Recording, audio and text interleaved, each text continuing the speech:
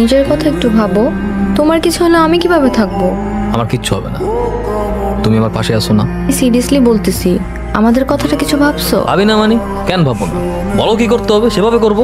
আমার বাসায় তো কিছু একটা বলতে হবে। তোমার থেকে দূরে থাকতে আমার ভালো লাগে না। চলো না আমরা বিয়ে করে ফেলি, দুজন একসাথে থাকবো। হ্যাঁ বুঝতে পারছি, সেটা দেখা যাবে। দেখা যাবে না, আমি বাসায় বলে আসছি আজকেই তুমি আমার বাবার সাথে যেয়ে দেখা করবা। তোমার বাবার সাথে আমি দেখা করবো না? কবির ভাইয়ের সাথে কথা বলতেছি, কবির ভাই গিয়ে দেখা করবে না।